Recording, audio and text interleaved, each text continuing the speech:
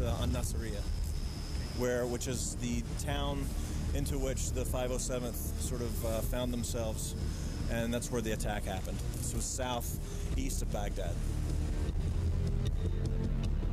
But we're not in Nasiriyah. We're in an industrial zone outside Dallas in the set of the made-for-TV movie Saving Private Jessica, based on a hotly disputed episode in the Iraq War. Todd Briza was a military advisor overseeing the project for the Pentagon. I believe this is the mosque, if I'm not mistaken. Yeah. Okay, here we go, guys. Protect your ears. Fire in the hole. Let me gunfire.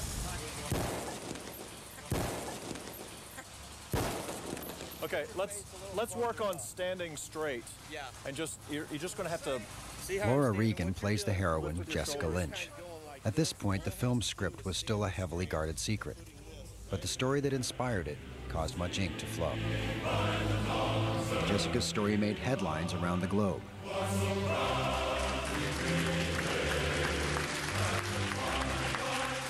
I'm proud to be a soldier in the Army. I'm proud to have served with the 507th.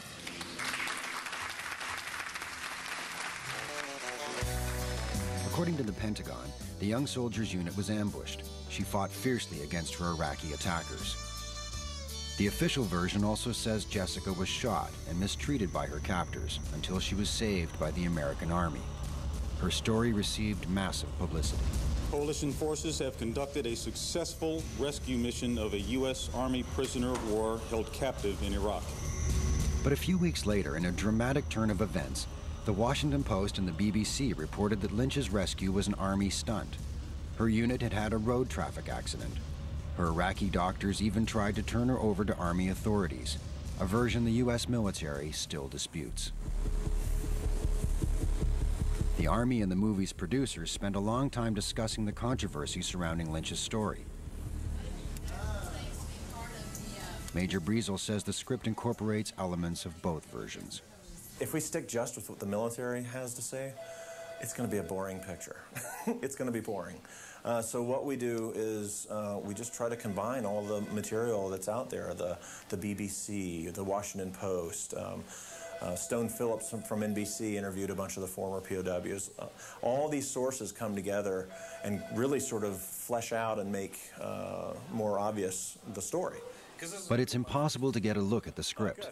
We do know that all changes must be passed by Todd Brizel. You know, look at this. This are, what is that, 30 pages of new changes. A military official shepherding a film script may surprise some, but the project's producers wanted the Army involved in the making of their film, a request that is far from unusual.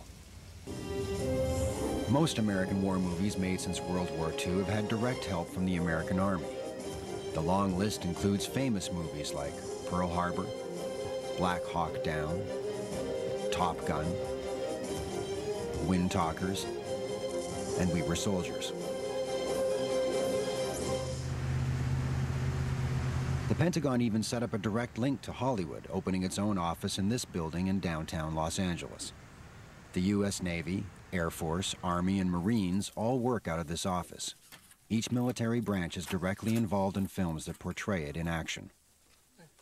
Lieutenant Joshua Rushing is second in command at the Marine Motion Picture Liaison Center. Here's the file on Top Gun and the script for Top Gun with Paramount. Lieutenant Rushing's job is to review scripts, make corrections, and propose changes that would give a more accurate portrayal of the Marines. On this one, for example, the kind of rifle they had in the beginning, the writer puts in an M4 rifle, which we don't use, and so we changed that to an M16A4. Sometimes the Navy and the Marine Corps are so close to the writer that they get our roles a little mixed up, so we'll think they had the Navy here where maybe it should have been the Marine Corps. When he's done, his notes go to Washington. Like this one, it's all kind of flagged, and it'll generally have notes and be written on. You'll find notes written throughout here. I'll take an email and I'll do up all the pages that I have problems or questions about, and just enumerate those for the producer. And then I email them to the producer and to the Pentagon, our boss up at the Pentagon, so he knows what we're doing and what concerns we have. The final decision on whether the military will be involved in filming a war movie or not is made at the Defense Department in Washington. A special bureau handles all relations between the military and the entertainment industry. It is headed by retired Navy Colonel Philip Strupp. When filmmakers approach us with a request for military production assistance, we see this as a great opportunity to tell the American public something about the U.S. military and help recruiting and retention at the same time. And we've seen recently in surveys that large numbers of Americans base their primary impressions of the U.S. military from entertainment movies and TV shows. A significant number of people. So it's even proved scientifically that it's in our best interest to try to be involved in the process. Top Gun, made in 1986, marks a milestone in the history of the military's cooperation with the entertainment industry. This huge box office hit turned around the military's flagging image. The U.S. Air Force saw a sharp jump in recruiting, and Tom Cruise's glamorous charm certainly had something to do with it. The military had finally put the Vietnam War behind it, and with it films like Apocalypse Now, Deer Hunter, and Coming Home. All made without the military's support. These highly critical films damaged the credibility of the armed forces.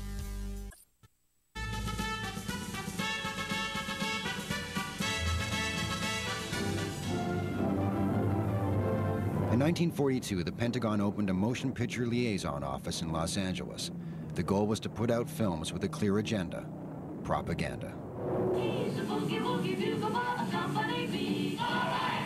Renowned actors and filmmakers put their talents in the service of the military. James Stewart, Clark Gable, Henry Fonda, John Ford, and Howard Hawks, among others. But the capstone was director Frank Capra. He made a documentary series called Why We Fight, tailored for the military, to help rally the country to support the war effort. And no one really minded when the cause seemed so just. Back on the Jessica Lynch film set, Todd Breezel checks equipment the Army loaned to the production. Are there batteries in the case? Batteries there are in the compartment. Okay. For me, it's important, if you're going to portray the military, you need to get it as right as possible. And if I can have any control over issues like night vision goggles or the model of tank that's used, then I'm going to exercise that. Depending on the film, the military can lend out trucks, tanks, aircraft carriers, or fighter jets. It's hard to measure how much film producers save, but it's a tidy sum. A simple takeoff is free, but if you want a stunt, it costs more.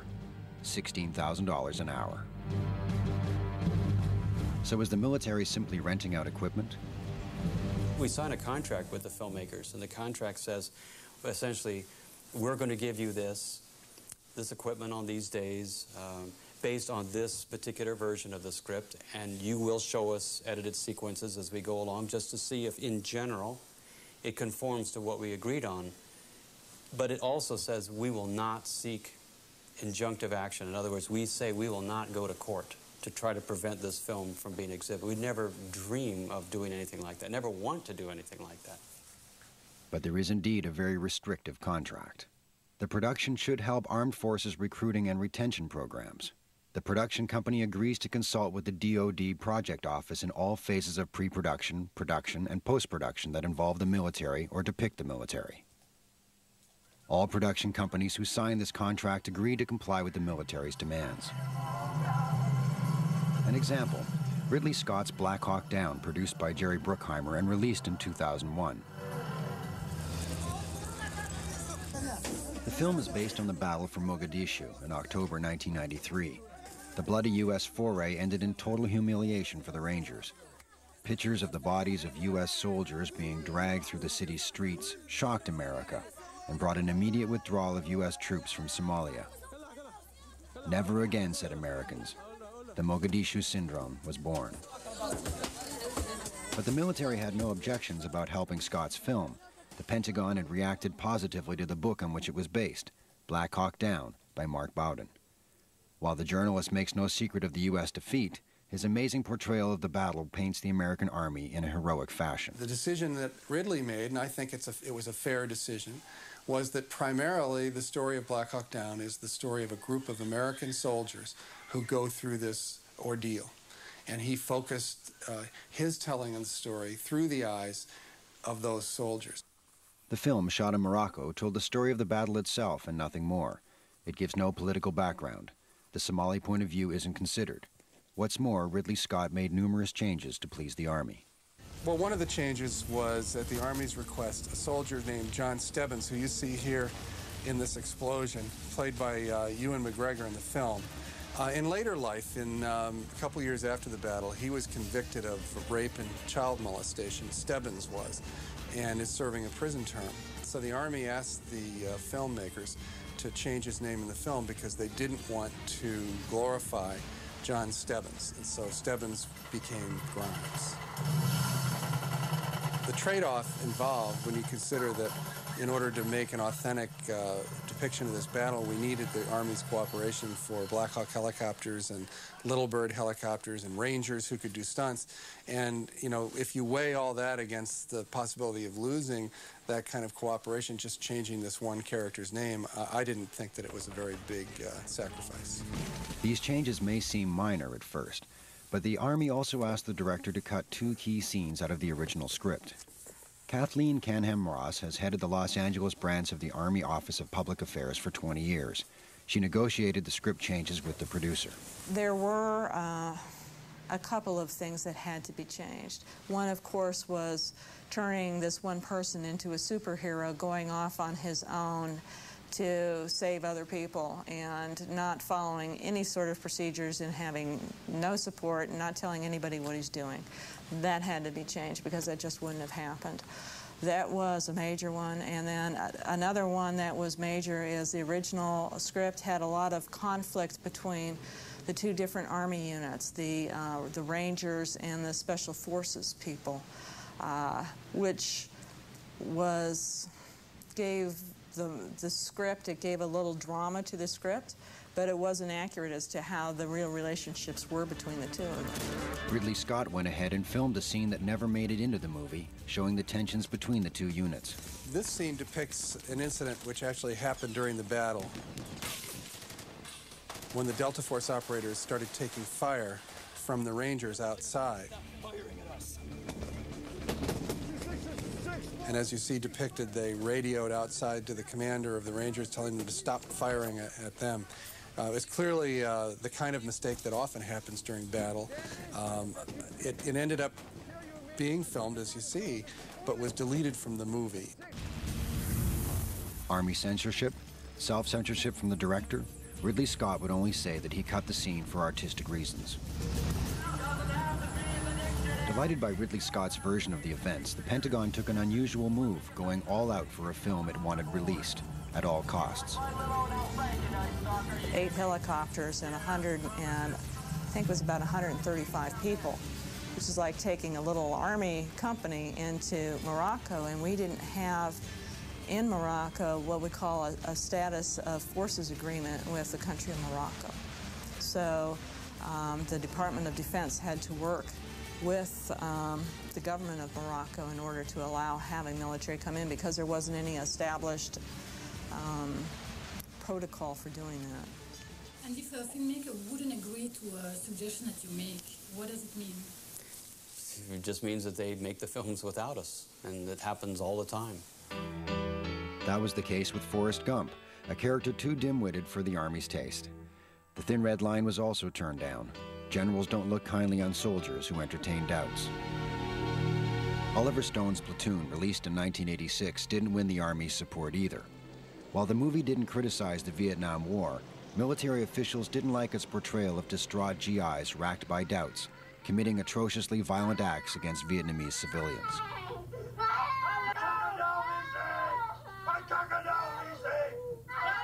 So this was, I think, the Army's objection, was every combat patrol every soldier acted this way. Every time they went out, there was a fight between the NCOs. You know, they burned villages and they raped women every time they went out. This is the way the war was in Vietnam. And I think, frankly speaking, a lot of people think it was that way because of the movie Platoon. Without Army support, it took Oliver Stone 10 years to come up with the money to make his film. He had to go all the way to the Philippines to get the equipment he needed. We had 2 helicopters, and they were old World War II helicopters, the Huey helicopters. We needed 1 jet fighter. We needed 2 armored personnel carriers. We needed uniforms for all of the VC, the Viet Cong soldiers. We needed uniforms and men, and we needed the rifles and small arms equipment. And we made all of those arrangements. But in the case where I needed the Apache helicopter or where I needed an aircraft carrier, it's either you work with the government or you don't work at all. But the success of Oscar-winning films like Platoon forced the military to rethink its strategy. It is now more flexible. Scripts it refused in the past could expect a warmer welcome today. This is a movie we did not support. A Few Good Men. It's a really good movie. Tom Cruise and Jack Nicholson.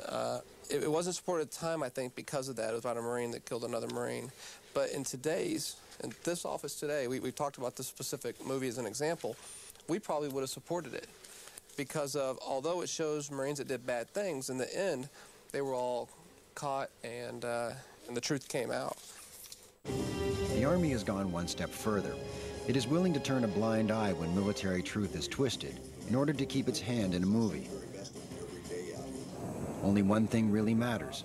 The military's image cannot be tarnished.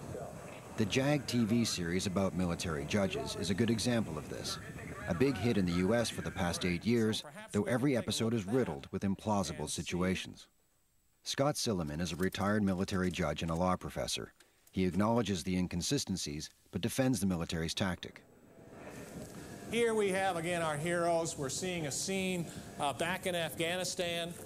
This is a lawyer, and a lawyer would not normally go on what we call a special operations mission. Those on the service that are asked to advise on shows like this, I think are looking for what I might call the 90% rule. If individuals look good in the uniform, if they show respect to senior officers the way this series obviously does, then they're going to overlook some of the things. They're going to overlook the fact that maybe there's a little bit too romance in the relationship, simply because perhaps if you were to have 100% accuracy, it wouldn't be quite as exciting. And again, it makes wonderful entertainment, is that it has been a boon to recruiting for the Navy and the Navy JAG Corps. And the Army tries to conceal historical facts. Screen versions spark intense and often difficult negotiations. Wind Talkers is the story of a closely guarded secret. In the film, released in 2003, director John Woo pays tribute to Navajo Indians who served after 1942 as radio operators during the Pacific War against the Japanese. The Army created a code based on Navajo, a virtually unknown oral language. The Japanese were never able to break the code. Request fire support. We have target at 119er. The Navajo's role was kept secret long after the war ended. The code itself wasn't declassified until 1968, but the scriptwriter stumbled across another secret, one far more problematic for the military.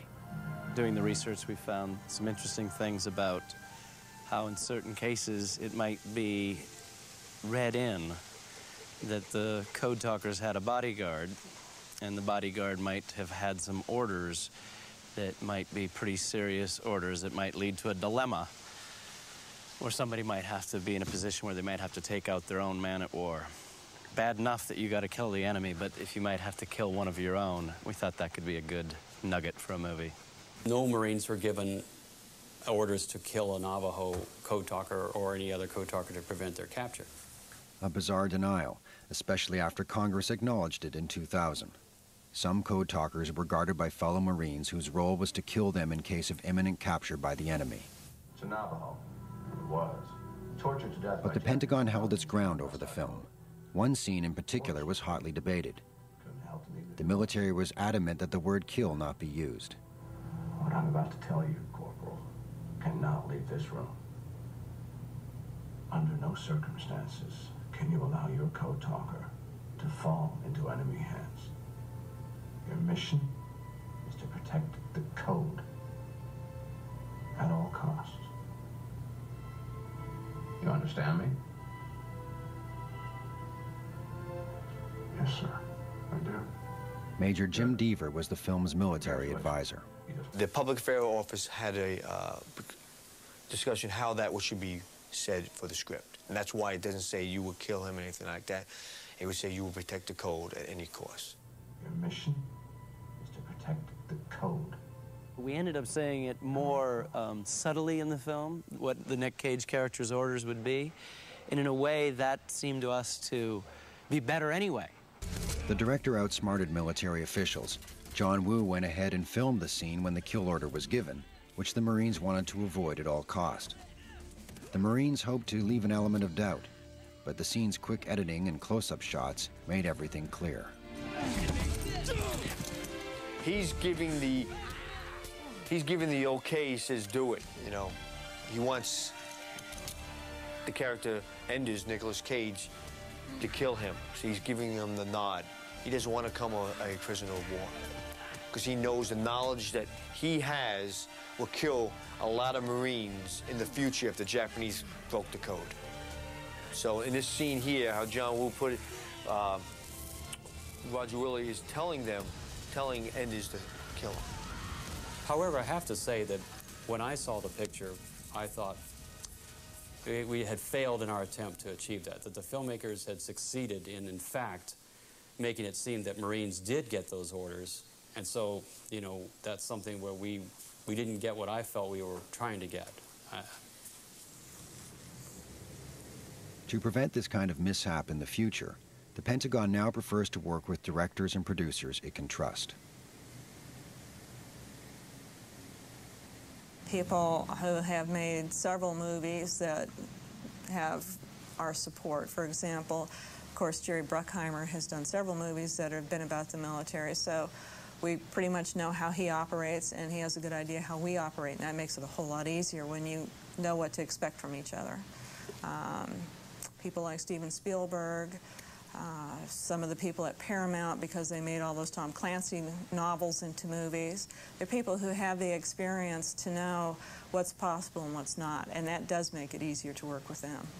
You know, you develop a rapport and you stand on your work. So when you come in the door and you say, I produced Black Hawk Down, or I did Pearl Harbor, I did Crimson Tide, or Top Gun, they say, oh, okay, I like those movies, or I didn't like those movies. But in most cases with the military, they like what we've done and how we portrayed them, and that's why we get the access and we get the military hardware. That cooperation has stretched beyond making movies. Jerry Bruckheimer sold the military on his idea for a reality show, Profiles from the Front Line, filmed in the battlefield with U.S. troops in Afghanistan. Co-produced by Bertram Van Munster, the series is a direct byproduct of the September 11th attacks. The idea of Profile started when the war in Afghanistan started after 9/11, and they were looking for Al-Qaeda. I thought, you know, this is a perfect opportunity to do something, you know, to film this. And I wanted to be part of that. So we had a meeting with the Pentagon, and we spoke to the people from CENTCOM and said, would it be okay if we go out there and do this? They said, yeah, absolutely, go right ahead. We went out there. I went to Bagram. We spent a lot of time in eastern Afghanistan. I was in the JFK. We were in the Straits of Hormuz. We were in Kuwait. We were in Bahrain. We were in Frankfurt. We were everywhere. I had crews everywhere, and we followed basically the whole development of the war in Afghanistan. Well, it's not surprising that the Pentagon would let people go in who they had complete control over. Matthew Felling is media director for the Center for Media and Public Affairs in Washington, an independent research center that analyzes news stories. He is outraged by what he sees as collusion.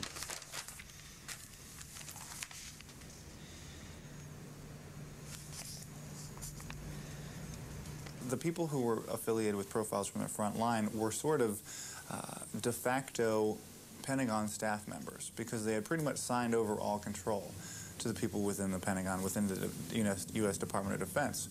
So the Pentagon would only naturally allow them a little bit more leeway, because they knew that they wouldn't get out of line. Meanwhile, if you have somebody from Harper's Magazine, if you have somebody from ABC who's critical of the war, you're not going to allow them to lift up all the rugs and see the dirt that you shuffled under it, or see the mistakes that are made.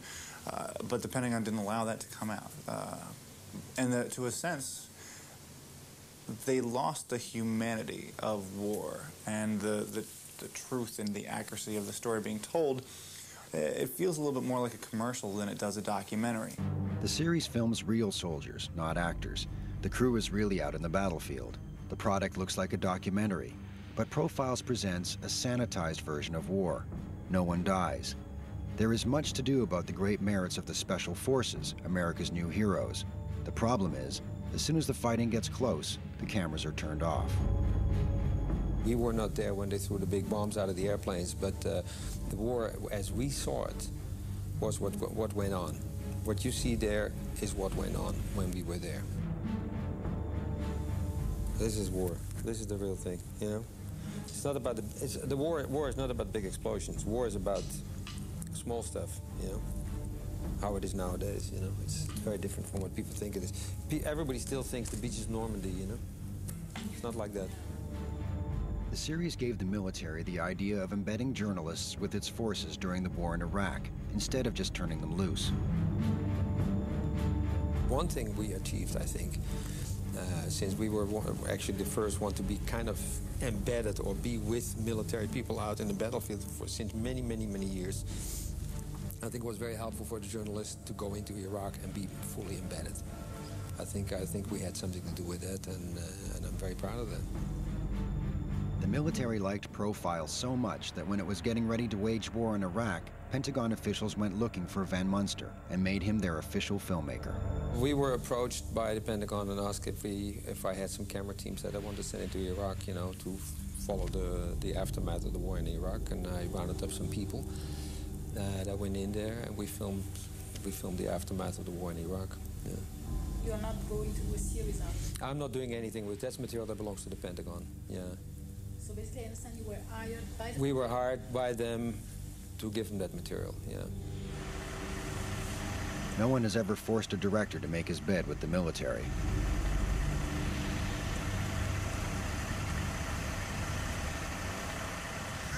Author and former CIA agent Robert Baer believes Hollywood, too, has its own agenda, beyond just making movies. Well, because they're fascinated by Washington, because they think they can influence people. They have a much bigger role. And it's just like a lot of actors, like Arnold Schwarzenegger is going into politics, or Ronald Reagan, because for them, Hollywood's not enough. They want to carry on this influence into politics, and I think they're doing it now. Maybe they think they're working at the margins and they're going to make a difference for better. The problem is that California, where Hollywood people are, is far, far away from Washington. They don't really understand it. And on the other side, for the filmmaker, it's just Access. That's the way the White House works, same way. You prove your loyalty to the president, you prove you're going to support what his programs are, and they'll call you in and give you access. In recent years, the ties between the Defense Department and the studios have stretched well beyond the realm of show business, as witnessed by this building built in 1999 in downtown Los Angeles. The Pentagon spent $50 million to create the Institute for Creative Technologies, the laboratory of the future. Military officials hired a full cast of film professionals, directors, screenwriters, special effects technicians, to come up with new tools to train soldiers for warfare. The Institute is headed by Richard Lindheim, former head of special effects at Paramount. Now comes the Vistorama Immersive Digital Experience, and it puts you in the picture. You're at the Institute for Creative Technologies in Marina del Rey, California. And you're at a facility which was designed by Herman Zimmerman, who's the production designer of Star Trek. All this will be possible as ICT continues to develop the technology of the future. For the past 5 years, the ICT has been developing battle simulation technology for the U.S. military.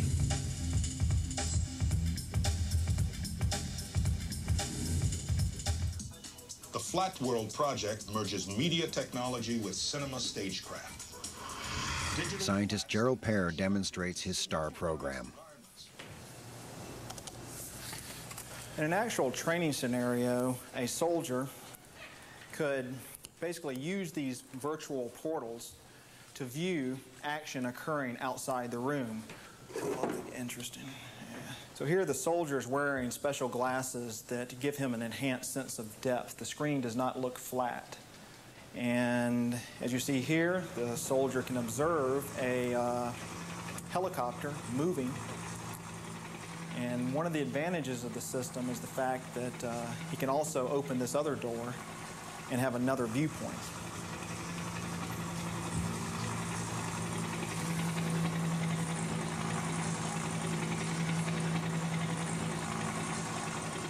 can also change the entire surface of the digital flat. For example, now we are giving the appearance that we're inside a cave overlooking a vast desert. However, in this case, we have a butterfly, and to this soldier, this butterfly will appear to pop out of the screen and float in the middle of the room. He is able to look under the butterfly, and he can also look around it and look around the corner. Basically, they may have a real radio in their hand. A commander may be asking them to observe activity out here. They may see a tank or a truck, and the commander may ask them to evaluate whether this is an enemy truck or a civilian truck. And the soldier will be faced, will have to make a decision of whether this truck should be neutralized or whether it's something they should let pass by. Decision-making training is one of our key focus here. This prototype is already being used to train combat units. Other simulators created by ICT look more like traditional video games, but they incorporate far more sophisticated technology than those sold on the open market. The scenarios are always drawn up to reflect United States defense strategy. The scenario used in this simulator is based on U.S. soldiers' experiences in Bosnia. It was put together by Larry Touch, the writer behind the series Columbo. The story? An American Army unit out on assignment comes across a GI patrol that has been involved in a car accident that left a child seriously injured. In this type of simulation, the soldier must decide whether to order his unit to stay and attend to the injured child, or to keep going and complete its initial mission. The exercise tests the soldier's reaction in unexpected battlefield situations. The simulator belongs to the Pentagon, which holds the rights to everything invented at the ICT. The studio can market civilian versions of the game. What does Hollywood do? What do games do? They put you in that situation. So having Hollywood writers writing real characters, creating the kind of situations that can exist, is really the first attempt at being able to use that kind of expertise in a learning environment to train leaders to make better decisions. This new trend grew even stronger after September 11th. At the Pentagon's request, the ICT set up a series of meetings between military officials and 30 Hollywood creators in downtown Los Angeles.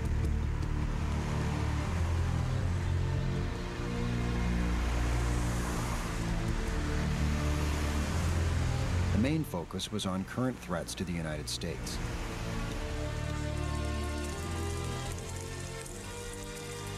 David Engelbach, scriptwriter for the cult series MacGyver, attended the meetings. Can you give us some examples of what was decided or what? No. So is there any reason why you cannot? Because they asked us not to discuss these things. I mean, we did sign agreements of confidentiality, and because this is an ongoing process, and because we are still involved, we as a country and the government is still involved in pursuing international terrorism, we were not told to avoid talking about certain things. It's just, I think, common sense, and given the nature of the sensitive nature of what we discussed, that I wouldn't feel comfortable talking about that. I did, in fact, go last summer to the Carnegie Institute for Peace in Washington at their request to attend a seminar on radical Islam, which I found to be very useful, only as kind of background that for if there were other opportunities to meet and discuss stuff, I would have more information. Is the Pentagon trying to influence script content? Though Hollywood denies it, the backstory in recent films and video games has changed dramatically. In the latest simulators developed by the ICT, for instance, the situation may be imaginary, but the setting is very suggestive. The adversary's clothing and the Arab-like scenery leave no doubt about the culture posing the threat. The enemy is Muslim. The Iraq and Afghanistan wars hover nearby.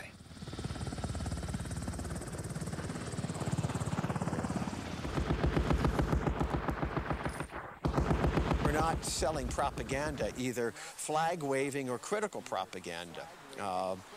But I think it helps to understand what people would be reacting to, because we are involved in a culture a conflict of cultures, whether we like it or not.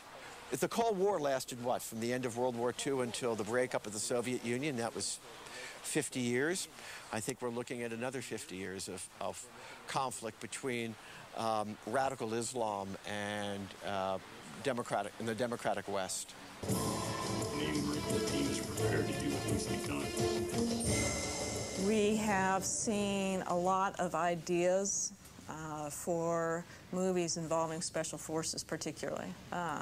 Whether it be based on real incidences in Afghanistan, particularly, or just, gee, that was a great image of those guys on horseback in Afghanistan, which we all saw around the world, and the thought that a modern army is now going back to horseback. Well, that got all these people thinking, special forces, gee, how cool are they? Let's do a movie about them.